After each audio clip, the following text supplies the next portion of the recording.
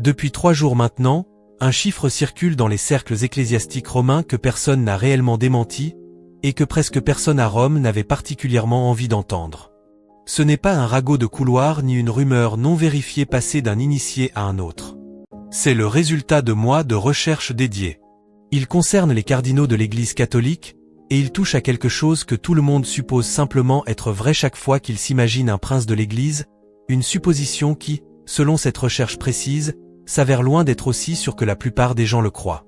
Je vous donnerai le chiffre réel dans un instant, mais d'abord il importe considérablement de savoir qui l'a mis par écrit, car sans ce contexte, cela demeure rien de plus qu'un chiffre lancé négligemment sur les réseaux sociaux.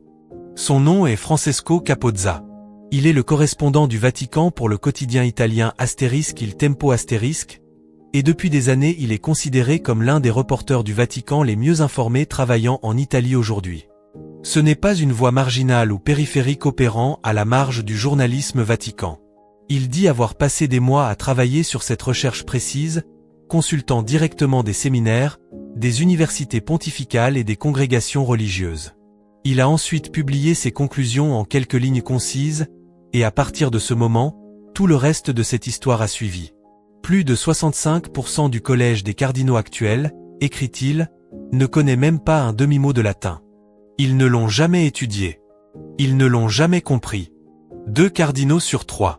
Et le latin, il faut le rappeler immédiatement, n'est pas simplement une langue parmi d'autres pour l'Église catholique. C'est sa langue officielle, la langue dans laquelle ses lois sont formellement écrites et promulguées. Capozza ne s'arrête pas à ce seul chiffre. Il ajoute que la majorité de ces mêmes cardinaux ne parlent même pas l'anglais, s'appuyant uniquement sur leur propre langue nationale maternelle. C'est une deuxième observation distincte de la première, et il rapporte un détail supplémentaire précis qui frappe encore plus fort que n'importe quel chiffre de pourcentage. Certains cardinaux concélébrant la messe à la basilique Saint-Pierre elle-même, rapporte-t-il, n'auraient apparemment pas été capables de réciter correctement même le canon romain de la messe, la prière eucharistique centrale qui se trouve au cœur même de la vie liturgique catholique. Puis vient la portion la plus dure de sa déclaration, et il faut le clarifier dès le départ que ces paroles précises lui appartiennent entièrement, non à cette chaîne. Il parle d'un lourd héritage laissé par le pontificat précédent. Il écrit que des cardinaux ignorants ont été donnés à l'Église, des hommes manquant de toute qualification véritable ou de mérite réel, et inconscients que le latin est la langue officielle propre de l'Église. Il ajoute que beaucoup d'entre eux manquent de compétences spécifiques et essentielles. Aucune base solide en droit canon. Aucune base solide en théologie. Aucune base solide en liturgie. Ce sont des accusations extrêmement lourdes, et elles doivent être laissées reposer sur l'homme qui les a formulées. Et il conclut par un avertissement direct adressé au pontificat actuel.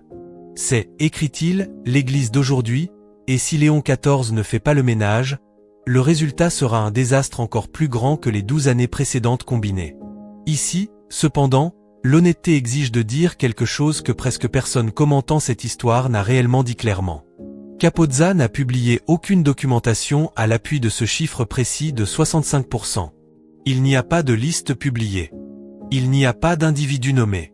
Il n'y a aucune méthodologie publiquement vérifiable exposée pour un examen extérieur. Il y a sa propre parole, et il y a ses propres mois de travail rapportés, et pour l'instant, rien de plus. Cela doit être énoncé avec une clarté complète avant d'aller plus loin.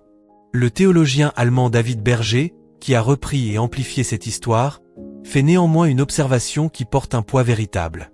Capozza, note-t-il, n'est pas un journaliste enclin au sensationnalisme, et ses évaluations précédentes se sont à plusieurs reprises avérées fiables au fil du temps. Et il y a un second élément ici qui est, en fait, indépendamment vérifiable.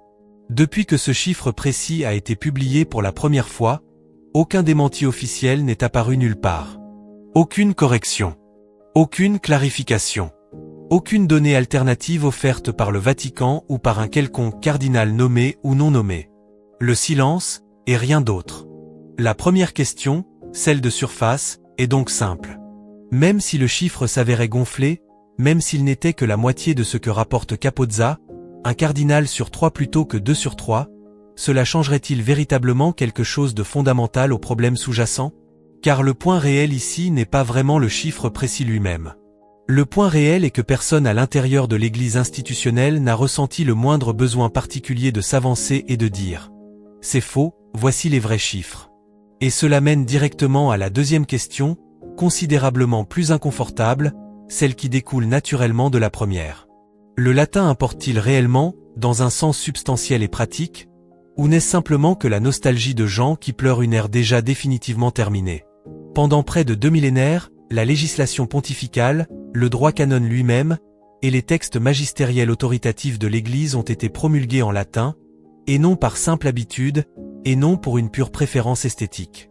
Une langue qui n'évolue plus organiquement préserve la précision théologique d'une manière qu'aucune langue vernaculaire vivante et constamment changeante ne peut véritablement garantir. Son vocabulaire ne suit pas les modes passagères et la dérive sémantique de n'importe quel moment historique donné. Précisément parce que ses significations demeurent fixes et stables à travers le temps, le latin est capable d'exprimer des vérités immuables avec une clarté qui dure à travers les siècles plutôt que de se déplacer subtilement avec chaque génération successive de locuteurs. C'est la raison réelle, non une préférence esthétique ou un sentiment nostalgique. Le pape Jean Exit a écrit à ce sujet avec force dans sa constitution apostolique * Veterum Sapientia *. Le latin, a-t-il écrit, possède une dignité, une stabilité et une universalité qui le rendent unique pour exprimer l'unité de l'Église. Et il a ajouté quelque chose qui sonne presque provocateur aux oreilles contemporaines. Il appartient, a-t-il écrit, à la nature même de l'Église catholique elle-même, précisément parce qu'il n'appartient à aucune nation unique, et demeure donc également accessible à tous, indépendamment de leur propre langue maternelle. Une troisième question suit naturellement, et c'est celle à laquelle presque tout le monde arrête sa réflexion prématurément. N'est-ce pas, après tout, le Concile Vatican II lui-même qui a aboli le latin dans la vie de l'Église? Non. Sacrosanctum Concilium *, le propre document du Concile sur la Sainte Liturgie, affirme précisément le contraire. L'usage de la langue latine, lit-on dans le document, doit être préservé dans les rites latins. Cette phrase apparaît directement dans le document conciliaire lui-même. Le même concile a explicitement demandé que les séminaristes et le clergé soient formés suffisamment pour comprendre et utiliser activement le latin. Les pères conciliaires ont simplement assumé, en tant qu'attente de base et non controversée, que tout évêque serait naturellement capable de lire les documents de l'Église dans leur langue originale. Dans de nombreux séminaires, cependant, l'instruction du latin a progressivement été réduite au cours des décennies intermédiaires à peu de choses de plus qu'une formalité, un bref cours d'introduction offert en première année de formation puis largement abandonné pour le reste de la formation sacerdotale d'un séminariste. Le résultat pratique est qu'un candidat au sacerdoce, dans un grand nombre de séminaires contemporains, n'atteint jamais réellement le point de lire un document papal, un texte conciliaire, ou une page des pères ou des docteurs de l'Église dans sa langue originale à quelque moment que ce soit pendant toute sa formation. Et ici la discussion descend à un niveau considérablement plus profond que la seule compétence linguistique. Ce qui est véritablement perdu dans ce processus n'est pas simplement un fragment de culture classique ou un accomplissement académique élégant. C'est l'accès direct aux sources réelles de la théologie catholique elle-même. Saint Thomas d'Aquin comprenait clairement que même le moindre déplacement d'un seul terme technique pouvait altérer toute la compréhension d'une doctrine construite sur lui.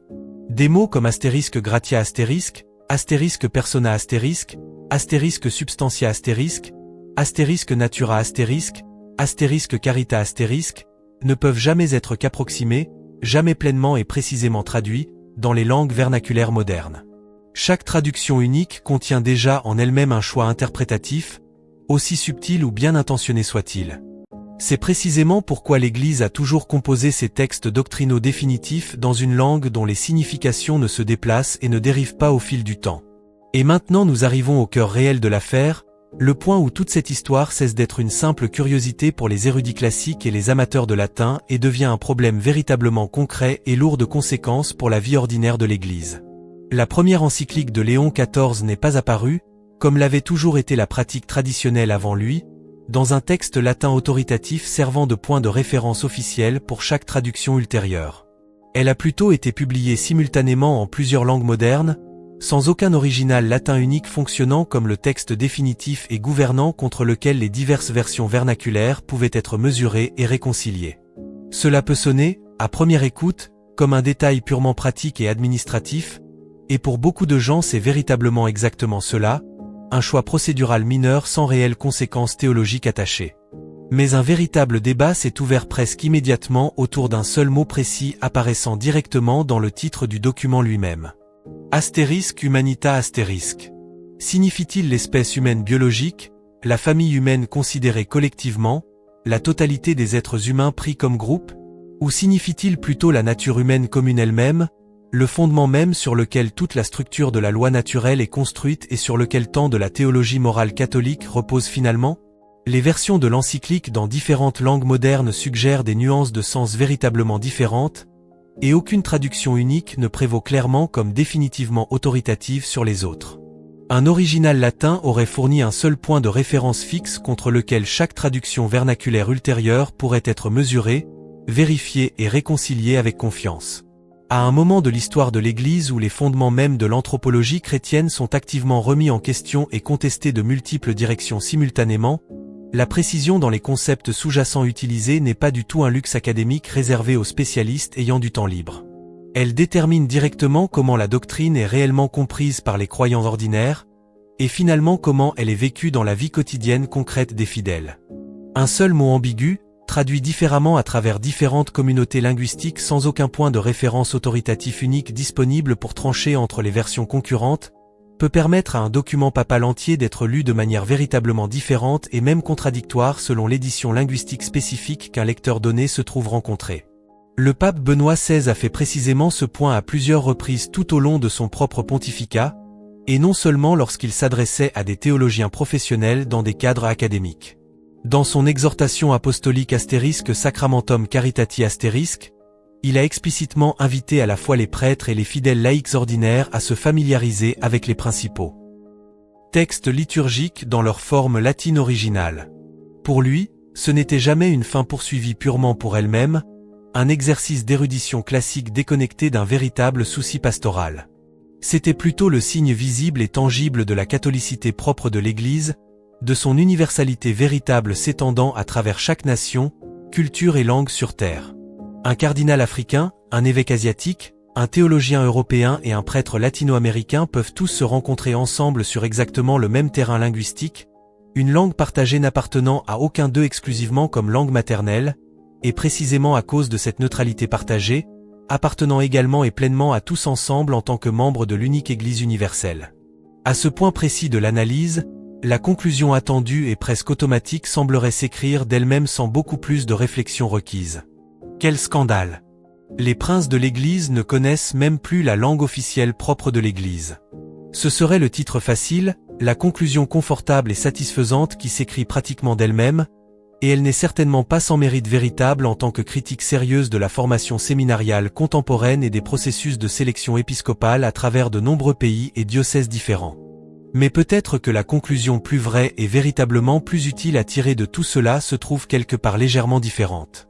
Le latin n'a jamais réellement été la propriété exclusive de ceux qui gouvernent l'Église depuis des positions d'autorité institutionnelle et de pouvoir visible.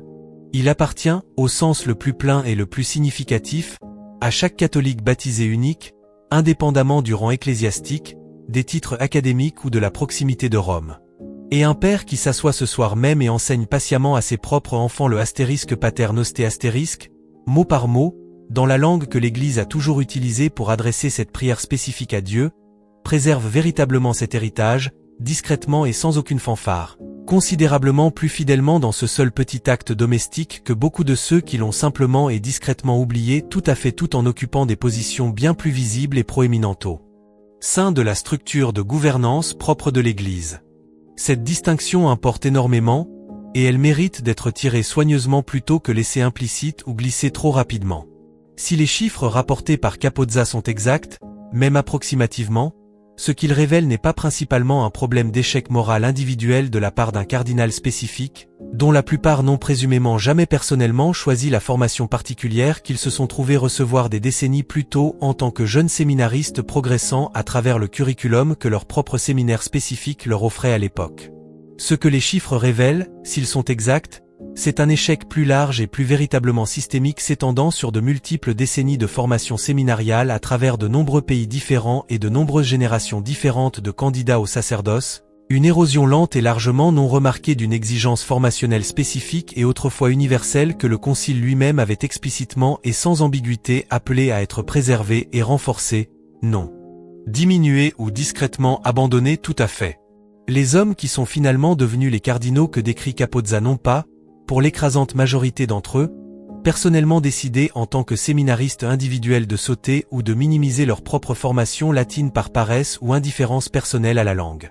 Ils ont été formés, à travers de nombreuses années de formation séminariale remontant à plusieurs décennies dans la plupart des cas, au sein de structures institutionnelles qui avaient déjà, au moment où ils entraient eux-mêmes en formation, substantiellement réduit ou dans certains cas documenté presque entièrement éliminé une instruction latine sérieuse et soutenue du curriculum ordinaire du séminaire. L'échec véritable ici, si l'affirmation sous-jacente s'avère exacte après vérification supplémentaire, se situe considérablement plus en amont que les propres choix personnels de tout cardinal individuel ou son niveau particulier d'aptitude linguistique naturelle. Il se situe au sein des décisions institutionnelles plus larges prises il y a des décennies par des recteurs de séminaires, des directeurs de formation et des évêques diocésains à travers de nombreux pays différents, des décisions qui collectivement et cumulativement ont produit, plusieurs décennies plus tard, un collège des cardinaux substantiellement moins équipé que les générations précédentes pour lire les propres documents officiels de l'Église dans la langue dans laquelle ces documents même étaient encore, du moins en principe et selon un enseignement conciliaire toujours en vigueur, censé être composés.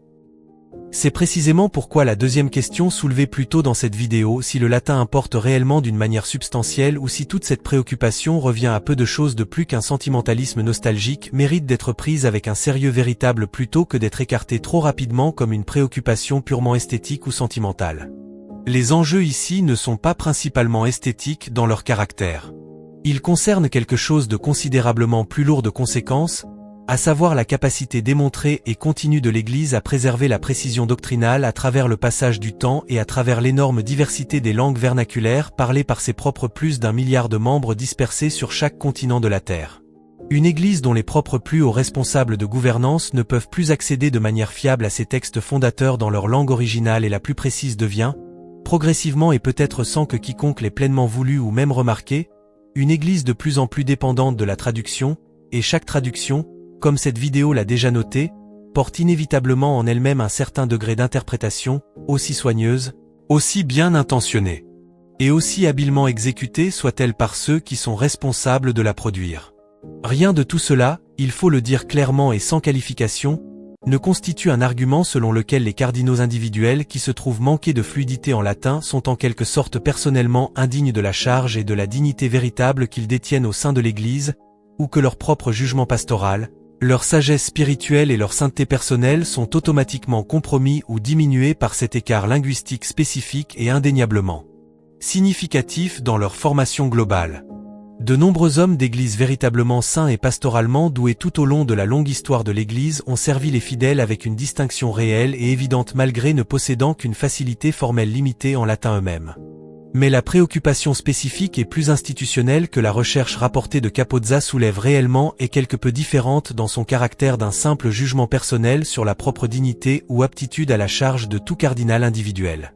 Elle concerne si les structures de gouvernance propres de l'Église, au plus haut niveau institutionnel, conservent un accès direct et non médiatisé suffisant à ses propres sources fondatrices, suffisant pour véritablement sauvegarder le genre de précision doctrinale que les papes de Jean excitent à Benoît XVI ont chacun, à leur manière distincte et à travers de nombreuses décennies, constamment et à plusieurs reprises insisté comme important réellement, et important considérablement plus que beaucoup de catholiques contemporains, formés presque entièrement au sein d'un environnement liturgique et théologique exclusivement vernaculaire, n'ont peut-être jamais pleinement réalisé ou apprécié.